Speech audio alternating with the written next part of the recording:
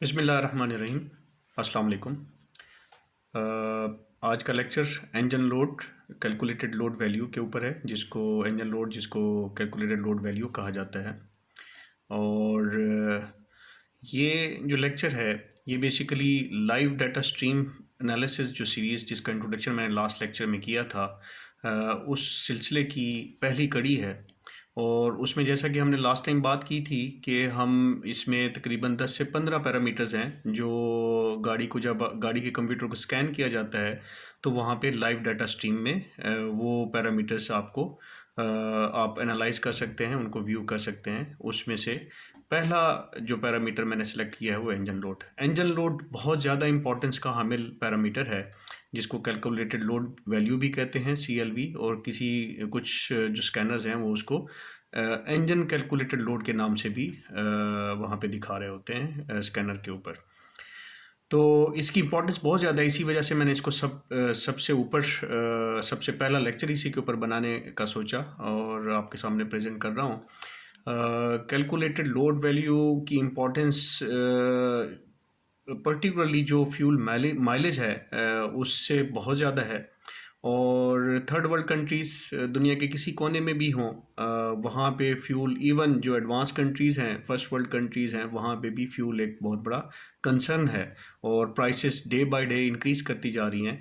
उसी हिसाब से हाइब्रिड गाड़ियाँ भी मार्केट में आ रही हैं और प्योर इलेक्ट्रिक गाड़ियाँ भी मार्केट के अंदर आ रही हैं।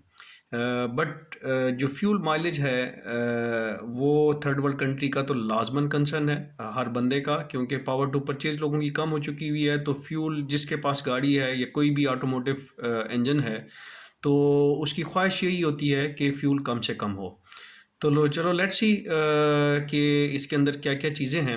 जैसा कि मैंने पहले बताया था कि पैरामीटर्स जो जो सीरीज़ है उसके इंट्रोडक्शन में मैंने बात की थी कि हर पैरामीटर्स में हम ये चंद चीज़ें हैं जिनको हम टच करेंगे। हम डिफ़ाइन करेंगे पैरामीटर को, और इस जो इंजन लोड है इसकी एक्सेप्टेबल वैल्यू रेंज हम बताएंगे कि जनरली रेंज क्या होती है गाड़ियों की और क्या होनी चाहिए। फिर हम एक्सप्लेनेशन करेंगे इंजन लोड की यूटिलाइजिंग दो एनोलॉजीज़ मैंने रखी हैं कि जब गाड़ी अप हिल जा रही होती है या डाउन हिल आ रही होती है उस वक्त इंजन लोड, उस एग्जांपल को लेते हुए मैंने इंजन लोड को एक्सप्लेन करने की कोशिश की है इस लेक्चर के अंदर। और उसके साथ साथ जब हम एयर कंडीशनर ऑन करते हैं गाड़ी का तो उसकी वजह से इंजन पे जो लोड पड़ता है उसके थ्रू इंजन लोड को एक्सप्लेन करने की कोशिश की है। फिर ये इंजन लोड जो पैरामीटर है ये ऐसा नहीं है कि इस इंजन लोड के लिए कोई स्पेसिफिक सेंसर लगा हुआ है गाड़ी के अंदर और वो मेजर करता है और कंप्यूटर को उसकी वैल्यू देता है, बल्कि ये इसका कंप्यूटर कैलकुलेट करता है by taking input by from different sensors. जो कुछ और सेंसर्स हैं उनकी इनपुट को ये यूटिलाइज करता है और कैलकुलेट करके एक वैल्यू निकालता है जिसको ये कैलकुलेटेड, इसी वजह से इसका नाम ही कैलकुलेटेड लोड वैल्यू है। यह कैलकुलेटेड का लफ्ज़ इसीलिए आया कि ये कैलकुलेट करता है, इसका अपना कोई सेंसर नहीं होता। फिर इसका हम ट्राई करेंगे कि देखेंगे कि इस CLV वैल्यू का फ्यूल इकोनॉमी के साथ क्या रिलेशन है, पॉजिटिव सेंस में या नेगेटिव सेंस में, उसको डिस्कस करेंगे। और सेकंड लास्ट पे हम जो फैक्टर्स हैं जिसकी वजह से ये वैल्यू चेंज होती है पॉजिटिव साइड पे या नेगेटिव साइड पे, उनको हम डिस्कस करेंगे सो दैट कि जब आपको इसका नॉलेज होगा तो only then you can diagnose, और उसके थ्रू आप हेल्प ले सकते हैं जब आपको एग्जैक्टली पता हो कि ये वैल्यू कहाँ से ओरिजिनेट हो रही है। फिर हम लास्ट में ये बात करेंगे कि इस वैल्यू के एनालिसिस से इंजन लोड का जो पैरामीटर स्कैनर के ऊपर शो होता है उसके एनालिसिस से हम क्या क्या फॉल्ट्स, किन किन फॉल्ट्स को डायग्नोज कर सकते हैं, गाड़ी की हेल्थ को कैसे हम हेल्प आउट कर सकते हैं, गाड़ी की जो फ्यूल माइलेज है उसकी ऑप्टिमाइजेशन में अगर कोई हेल्प ले सकते हैं तो उसके ऊपर डिस्कशन होगी। चलें, जो डेफिनेशन है उसमें बेसिकली जो it has to do something with the air, ये बेसिकली परसेंटेज में कैलकुलेट करता है ECU। और ये जो इंजन के अंदर एयर इनटेक हो रही होती है, ये जो कैपेसिटी इंजन की टोटल है उसका प्रोपोर्शन निकालता है और परसेंटेज की फॉर्म में बताता है कि इंजन के ऊपर, इंजन जो अभी एयर ले रहा है वो अपनी कैपेसिटी का किस हद तक एयर ले रहा है, ये उससे शो करता है। तो proportion of air entering engine with respect to engine total air capacity, ये इंजन लोड कहलाती है, जिसको परसेंटेज में कि 100% कैपेसिटी अगर किसी इंजन की फॉर एग्जांपल 1 है, तो 50% अगर लोड है तो इसका मतलब है वो 50% जो उसकी कैपेसिटी का, इंजन अपनी कैपेसिटी का जो वो लोड प्रोवाइड कर सकता है गाड़ी को आगे बढ़ाने में, वो उसके 50% पे ऑपरेट कर रहा है। तो इसका मीनिंग ये है। चलें, जो एक्सेप्टेबल वैल्यू रेंजेस हैं उसमें जनरली एक जो हेल्दी गाड़ी है उसका जो CLV वैल्यू होनी चाहिए, कैलकुलेटेड लोड वैल्यू होनी चाहिए, वो 18 से 28% से ज़्यादा नहीं होनी चाहिए।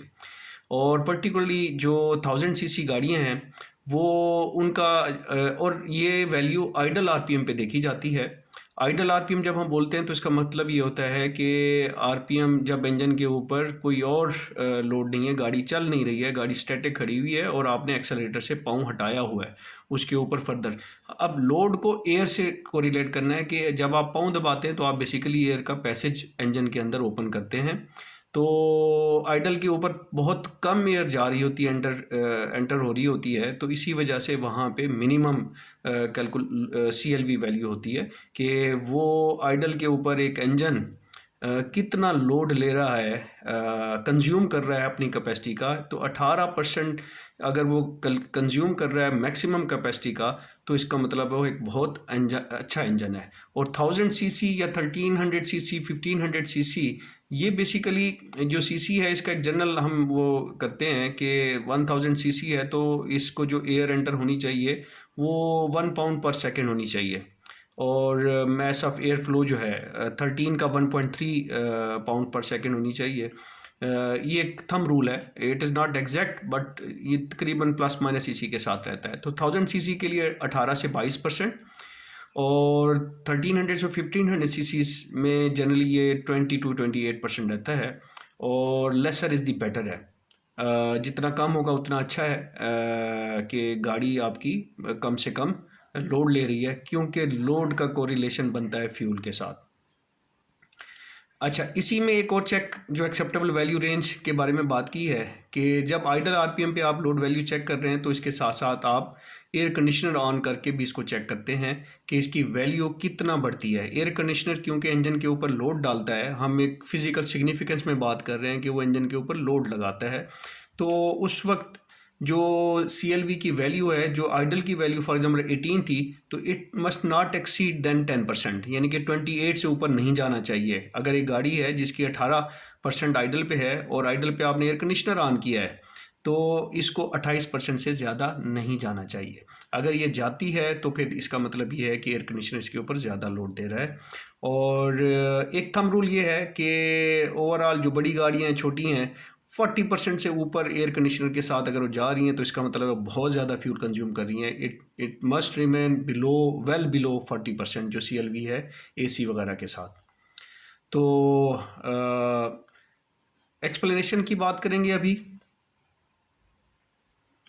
जैसा कि मैंने बताया था कि एक्सप्लेनेशन में इंजन लोड को फिज़िकल सिग्निफिकेंस क्या है, फिज़िकली ये है क्या चीज़। लोड का मतलब ये तो नहीं कि उसके ऊपर कोई चीज़ बिठा दें आप। तो इसको मैं दो एनालॉजीज़ के साथ, एग्जांपल के साथ एक्सप्लेन करने की कोशिश करूँगा। वन जो फर्स्ट है वो है क्लाइंबिंग हिल एनालॉजी। जब आप पहाड़ के ऊपर चढ़ाई कर रहे होते हैं गाड़ी के साथ, तो इंजन का ज़ोर ज़्यादा लगना है, इंजन को ज़्यादा वर्क करना है टू मेंटेन, उसने अपनी स्पीड मेंटेन करने के लिए उसने ज़्यादा जोर लगाना है। और साथ में ये है कि चूँकि ऊपर चढ़ रहा है तो ग्रेविटी, अब वो ग्रेविटी के अगेंस्ट जा रहा है, तो इसने ग्रेविटी को भी केटर करना है। तो इसी वजह से जब वो ऊपर की तरफ जा रहा है, अपनी पावर को मेंटेन करना है और साथ में ग्रेविटी के अगेंस्ट जाना है। पहले तो वो नॉर्मल जा रहा था, ग्रेविटी उस वक्त भी कर रही थी, बट वो ग्रेविटी बिल्कुल उसका वेट नीचे की तरफ था। अब ये कंपोनेंट उसकी मूवमेंट के अगेंस्ट तकरीबन आ जाता है 1 डिग्री के ऊपर, तो उसमें क्या होगा, तो इंजन के ऊपर लोड बढ़ जाता है, इंजन लोड महसूस करता है। और जैसे ही हम क्लाइंबिंग डाउन दी रोड जब हम जाते हैं, हमने देखा होगा आपने, तो क्या होता है कि आपको एक्सेलेरेटर भी दबाने की ज़रूरत नहीं पड़ती। होता क्या है कि आप ग्रेविटी के साथ आपकी गाड़ी का वेट उसी डायरेक्शन में हो रहा होता है, और ग्रेविटी का एक अच्छा कंपोनेंट जो एक अच्छा कंपोनेंट उसकी साइड पे होता है, पॉजिटिव साइड पे होता है, उसको हेल्प ऑगमेंट कर रहा होता है, और उसी वजह से आपका मोमेंटम भी बढ़ता है, गाड़ी मोमेंटम भी गेन कर लेती है और ग्रेविटी भी होती है, तो गाड़ी के ऊपर लोड कम हो जाता है। हाउएवर गाड़ी भाग रही होती है, तो इंजन का लोड, और इसी तरह से आपकी CLV वैल्यूज़ भी कम होंगी। आपने देखा होगा जो अभी, और CLV वैल्यूज़ का आगे हम देखेंगे कि उनका फ्यूल का रिलेशन क्या है, बट यहाँ पे हिंट देता चलूँ कि जिन आप बहुत सारी गाड़ियों के अंदर इंस्टेंटेनियस फ्यूल एवरेज शो हो रही होती है, तो जब आप नीचे की तरफ जा रहे होते हैं तो आप देखते हैं कि आपकी एवरेज मैक्सिमम पे चली जाती है। अप जा रहे होते हैं तो मिनिमम पे आ रही होती है, क्योंकि आपका अप जाते हुए आपका इंजन लोड बढ़ जाता है, और डाउन जाते हुए आपका इंजन लोड कम हो जाता है, उसी वजह से फ्यूल एवरेज आपकी एडजस्ट हो रही होती है।